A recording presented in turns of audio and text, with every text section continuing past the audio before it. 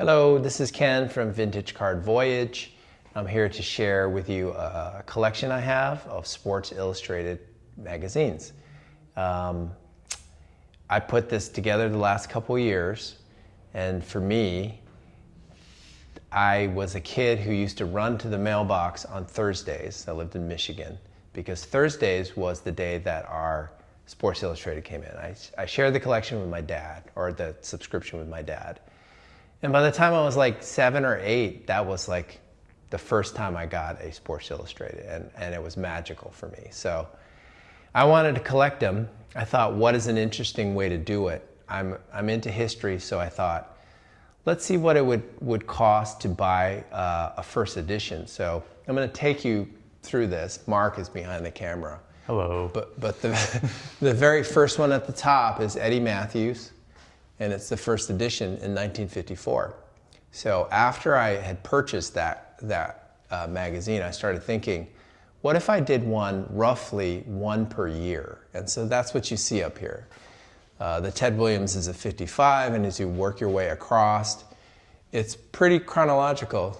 You can see there's big moments, like this is a Roger Maris from the 1961 year where he hit 61 home runs. This is Koufax in 63, which is when he started to become an incredible pitcher. There's a special one for me, the Michigan State Notre Dame game. It was called The Game for a long time because of the 10-10 tie. Then you got Yastrzemski, his big year, and then you just kind of go through. It's like, for me, it's all the memories of history. Me and Mark talked about the Hank Aaron 715, which was a huge moment, not just in sports history, and just in history in general. And then I just make my way through the years. This one is a cool cover for me. It's a funny one. I think Mark Fidrich is the kind of person that you would just not have thought of for a long time, and you see that and it brings back memories. And then we go through the years. This is also a great cover of the hockey team in 1980. Of course, I have Jordans. Any sports collection has to. That's the first Michael Jordan, and then his first Bulls cover. And then we move on to the next part. It's into the 90s. There's a Dream Team cover, and as you go across, it's just like, you know, the dominant athletes, the best athletes. There's Duke. There's Cowboys, 49ers. It's a UCLA photo because I went to UCLA. And then we have a couple Tiger covers. There's Brandy Chastain. And just, you know, it's a combination of my favorites and then big moments in sports. We have LeBron's first cover, The Chosen One, which I think a lot of people remember. And then, you know, I just try to capture things that were meaningful for me. Jeremy Lin, who's also Taiwanese, that moment of insanity was something I wanted to put up on the wall. And then we got the Warriors. I'm a Bay Area guy, so we have a couple Warriors.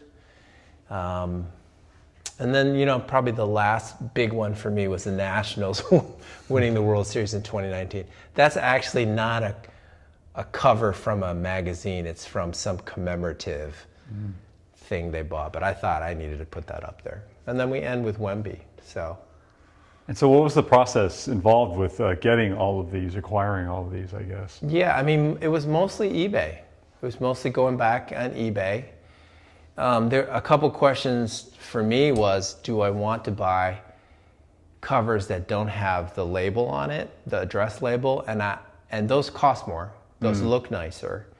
But I kind of love the label because that's what I had as a kid, and it feels like a part of history just to see, like, this is Hadley, Massachusetts. This is St. Louis, Missouri. This is, you know, all over the country. There's Mesa, Arizona. So it's kind of cool to have the labels, to see them. Some of them don't have them on because people have peeled them off, but most of them have labels on them. But the process was eBay. And actually, I'm happy to report, most of these are pretty affordable. You know, you're talking like $5 to $20 for most of them. There are some ones, like the first LeBron, the first Michael Jordan, obviously the first edition. Those are more expensive. But even that, from a card standpoint, you know, like $100 is about the most you'll pay. The first edition's more than that, but they're affordable. How many would you say were from your personal collection? Actually none, because I None. had given away my personal collection and I was slowly building back up. I was, I had the ones that were meaningful to me. But it was really when I got the first one, that's what triggered I think this is like how I collect cards too. I'll go to a card show, I'll see a card and I'll be like, oh, maybe I'll collect the whole set. Right. But it would be daunting to collect every Sports Illustrated.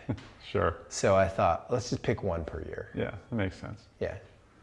Well, it's very cool. It's it's a really fun, novel way to do this, I think, and I think it'll be a novel look for people, coming into the office and like seeing like, it's a conversation starter, too, I think. And I also think it's a one of one. So if I could just put a big marking here, one of one. Right. Yeah. All right. Well, yeah, we just wanted to, have everyone take a look at this and thought it would be a fun little differentiator for it. Yeah. And if you have a favorite cover, please share it with us. Tell us which one it is.